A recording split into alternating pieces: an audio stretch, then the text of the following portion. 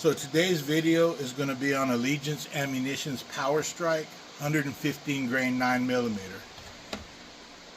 can see it has a big green tip on it. With this bullet, it makes it different. It's I've tested frangible bullets in the past. They fragment violently upon impact, good energy transfer. Those are made of a compressed copper matrix. This one has your compressed copper or whatever inside of a jacket with some kind of a rubber plug on the tip. We're going to see how this varies, if any. We're going to shoot some ballistics gel, some steel for accuracy, and shoot over the chronograph. It's a 115 grain bullet with a listed velocity of 1225. We're going to shoot it out of a Ruger Max 9, see what velocities we get. So let's see what it'll do.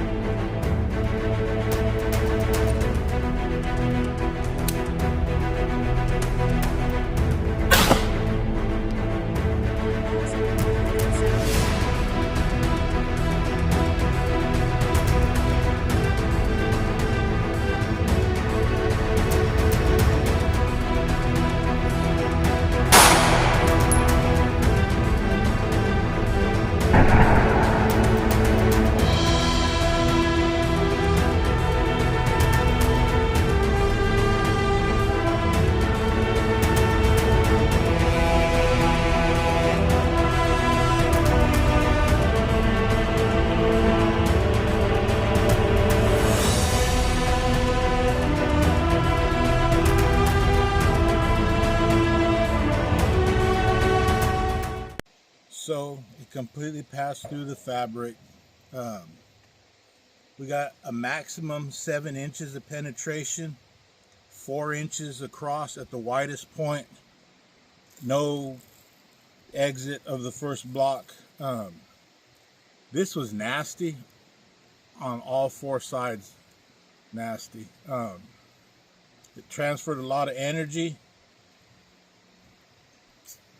I don't know what else to say. It nasty round.